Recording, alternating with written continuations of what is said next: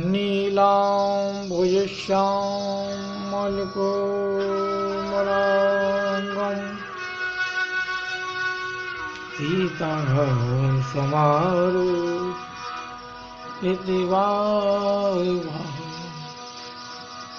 ताणौ महसाचैत्यचारुचापं नमः राघं रघुवंशनाथं।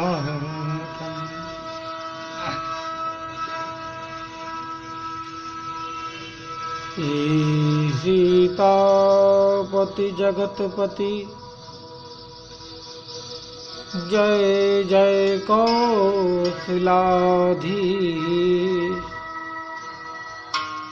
भरत शत्रुघ्न लक्ष्मण जय अंजनी पुत्र कपीर।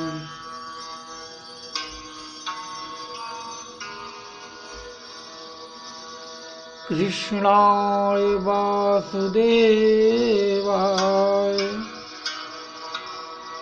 हरे परमात्मने प्रणतक्लेशनाशाय गोविन्दाय नमो नमः।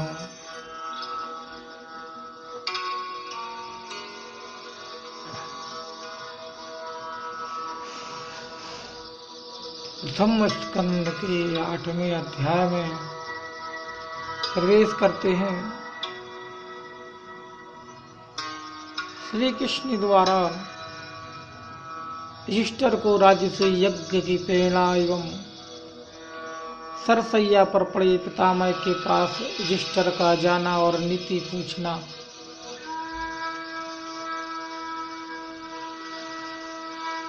ज्ञान यज्ञ में गोता लगाते हुए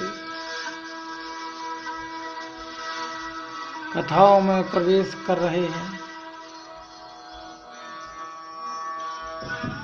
आप सब लोग ध्यान से सुनिए।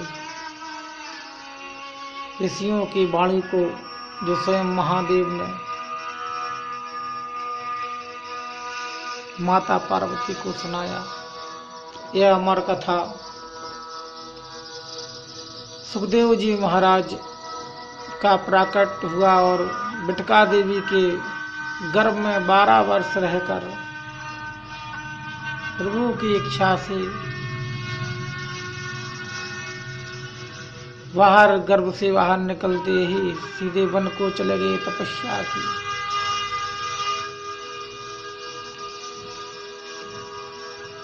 राजा परीक्षित को श्राप लगा। समीक ऋषि के पुत्र श्रृंगी ऋषि ने पिता का अपमान करने पर राजा परीक्षित को श्राप दे डाला।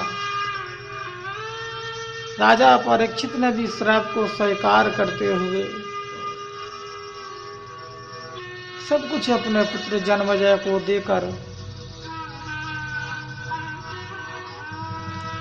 गंगा किनारे एक झिनी सी वस्त्र में पहुंचे।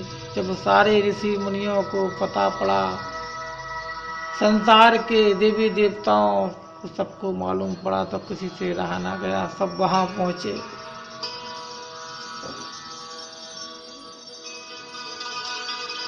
भागवत कथा में प्रथम श्रोता श्री सुखदेव जी महाराज ने राजा परीक्षित को प्रथम श्रोता बताकर उन्हें पहली कथा सुनाई। श्रीमद् भागवत की कथा के प्रथम वक्ता सुखदेव जी महाराज, उनके चरणों में प्रणाम।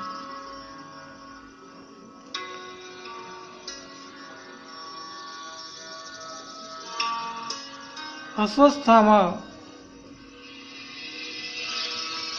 को नगर की सीमा के बाहर निकाल देने तक कथा सुनाने के पश्चात सूत जी बोले, हे ऋषियों, हे मुनियों, धर्मराज और श्री कृष्ण की आज्ञा प्राप्त कर दुर्योधन एवं अन्य राजाओं की जो रणभूमि में मृत होकर पड़े थे उनके कुटुंब परिवार के लोग उठाकर ले गए और अंतिम संस्कार किए। उस समय प्रभु श्री कृष्ण के साथ पांचों पांडव द्रौपदी, कुंती, गांधारी एवं धृतराष्ट्र ने जाकर गंगा स्नान किया।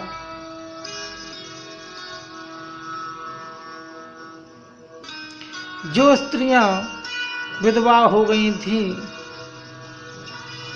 उस समय अपने पति के वियोग में करुण रुंदन करने लगी। यह दृश्य देखकर युधिष्ठिर अति व्याकुल हुई और स्वयं अपने को धिक्कारते हुए कहने लगे कि अपने सगे संबंधियों को मारने का जो पाप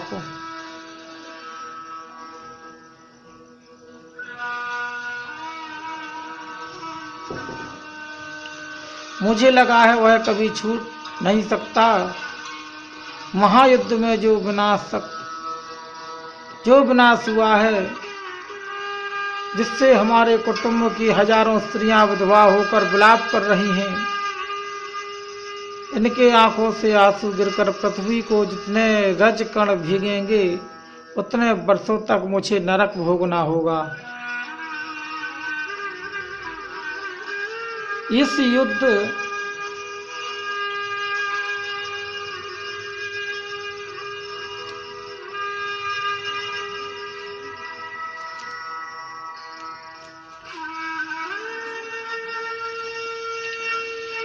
से गुरु द्रोणाचार्य, पितामह भीष्म और महारानी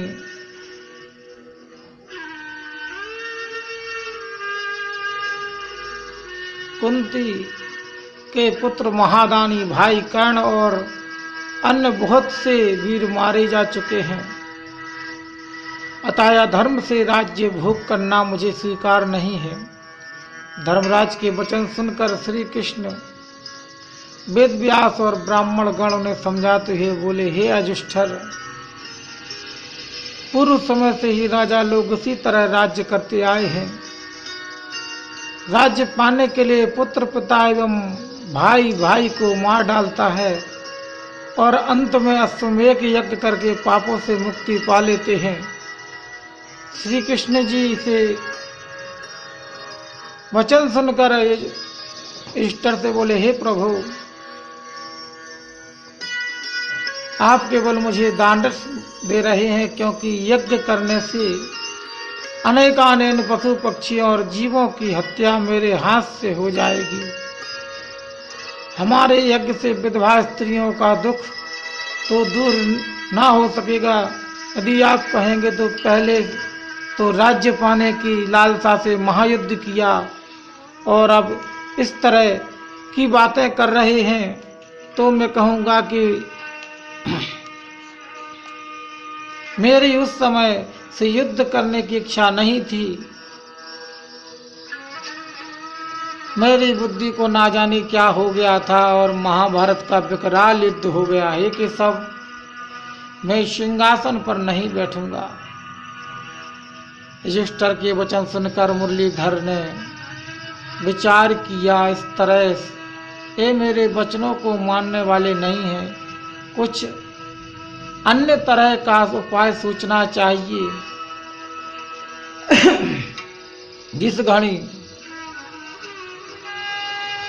श्री कृष्ण जी विचार कर रहे थे, उसी समय ऋषि मुनियों और ब्राह्मणों ने निवेदन किया, हे चक्रधर, हे प्रभु, धर्मराज जी का मन राजकाज में नहीं लग रहा है, अतः आप अपने ज्ञान का भंडार खोलकर इन्हें उपदेश देकर धर्मराज का चित्त शांत करें।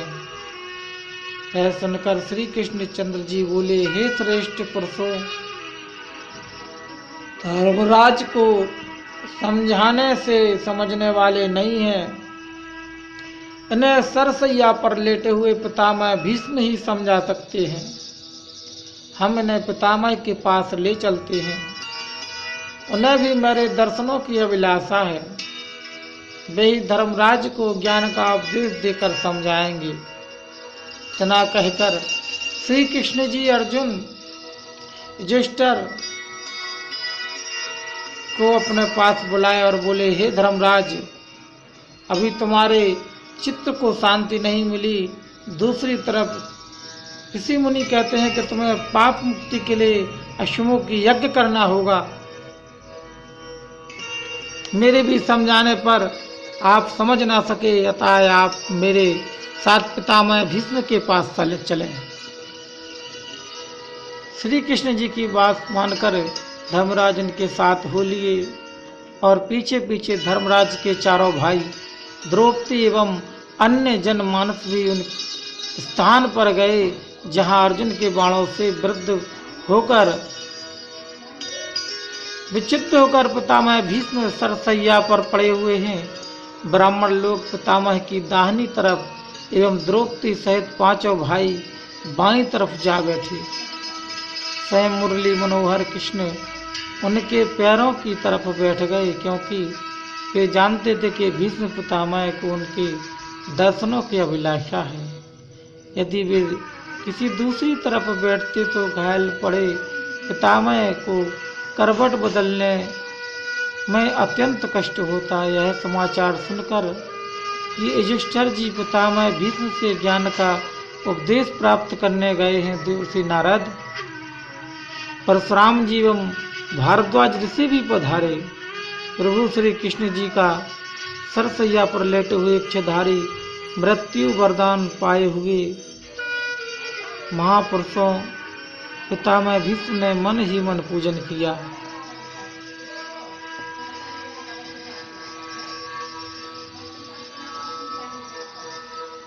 भीष्म ने मन ही मन पूजन किया। भगवान श्री कृष्ण के जैसे ही दर्शन पाए,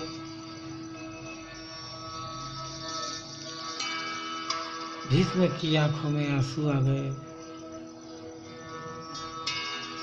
कहते हैं, एक बार प्रभु युद्ध के दौरान आपने हमारी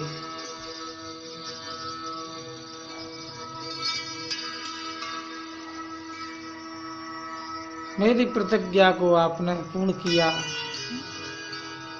मैंने कहा था आपसे शस्त्र उठवा लूंगा और आपने मेरी प्रतिज्ञा को पूर्ण करने के लिए अपने हाथ में कुरुक्षेत्र में शस्त्र उठा लिया और आपके दर्शन के पहले मैं कहीं जा नहीं सकता तो आज स्वयं प्रभु मुझे दर्शन देने के लिए आज कुरुक्षेत्र में बाणों की सरसैया पर पड़े हुए इस वृद्ध को, इस तुक्ष को दर्शन देने के लिए आ गए। हे प्रभु करुणा दया निधान, आप धन्य हैं, आप धन्य हैं, धन्य हैं। तिनादु करना स्वामी जब प्राण तन से निकले। मैंने आपसे मन ही मन प्रार्थना की थी, इतना करना प्राणी जब प्राण तन से निकले तो आप मेरे सामने, मेरे अखियों के सामने, मेरे सामने निकट हों।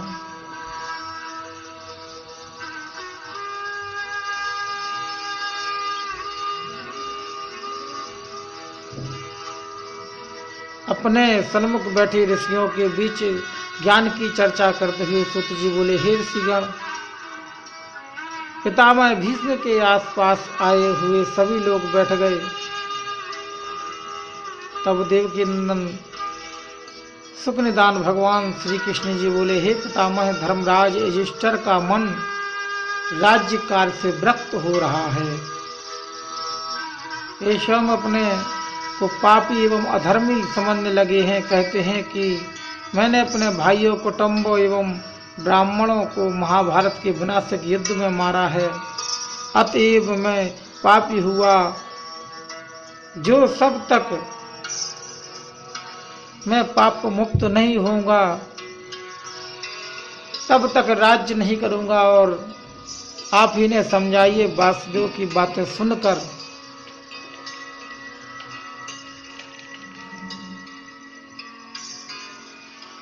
पितामह भीष्म बाणों की सैया पर सोते हुए अति दुख भरी अवस्था होती हुई मुस्कान होठों पर लाए बिना ना रह सके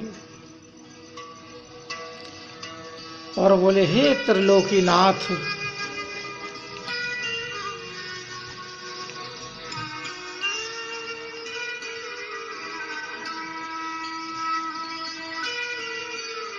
आप तो विधाता हैं, सर्वज्ञाता हैं। आप धर्मराज को समझा सकते हैं कि पूर्ण आप इसमें सक्षम हैं,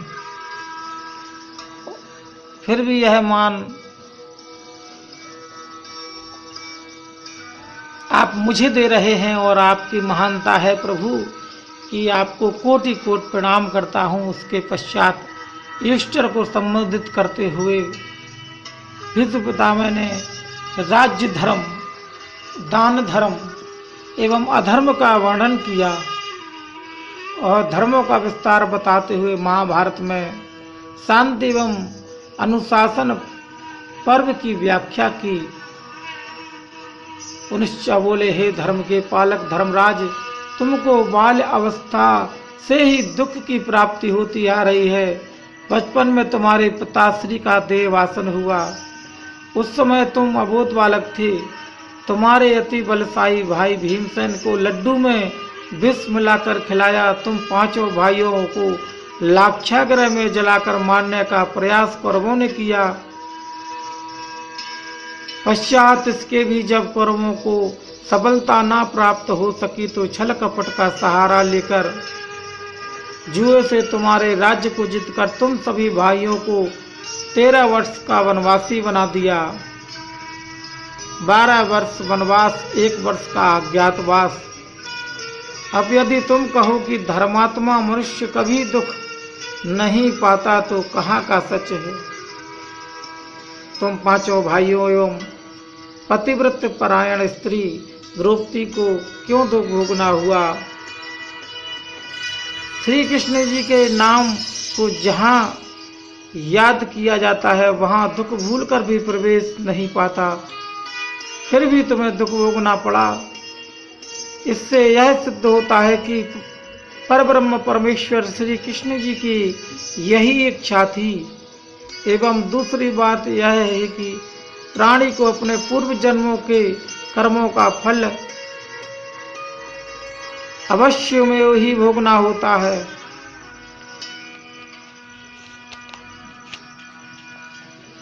भीष्म पितामह का कथन सुनकर नटवर नंदनलाल तिरछी चितवन से युधिष्ठिर की तरफ देखकर मुस्कुराए।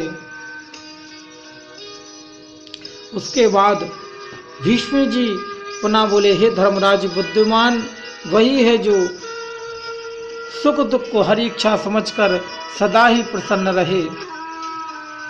जो थोड़ा सा कष्ट पाकर विचलित हो जाता है,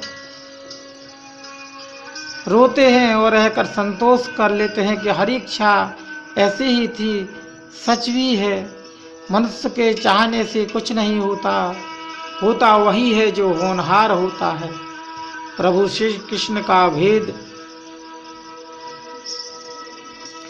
जो वास्तव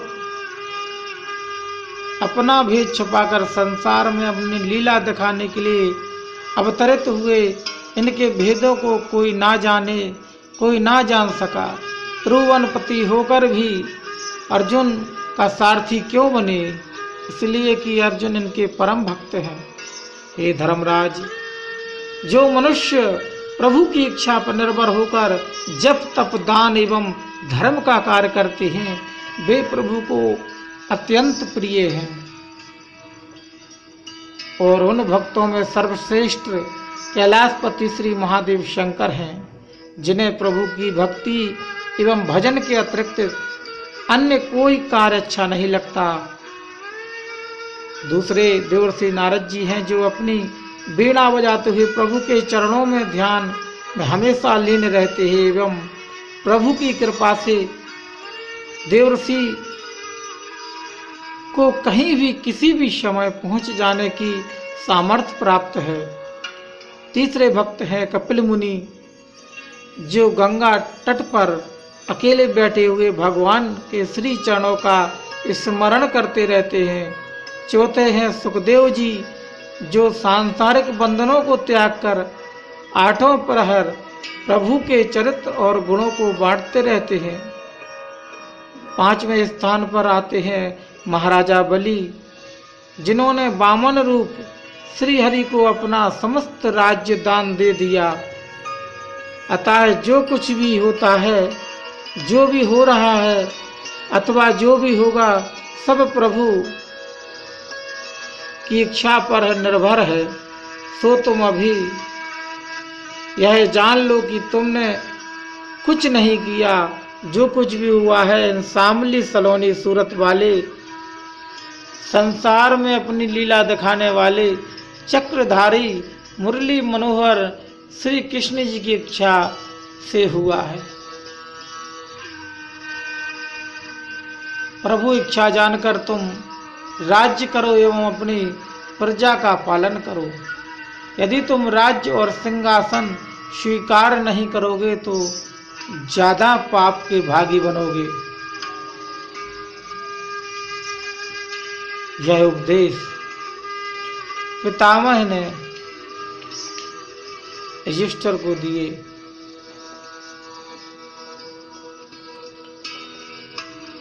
आगे कथा चलती रहेगी।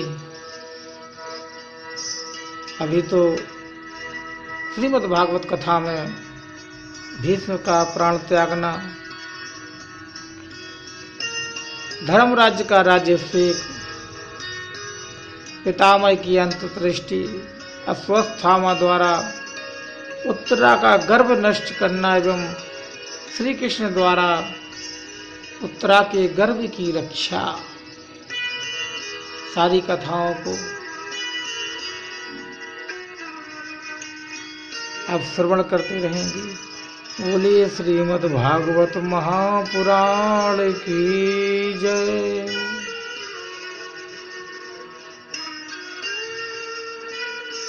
भगवत भक्ति में लगे रहिए। जो जितना आना होगा, जो जितना मिलना होगा, प्रभु दे ही देंगे। जितना दौड़ोगे, जितना दौड़ोगे, जितना दौड़ोगे, उतना ही थकते चले जाओगे।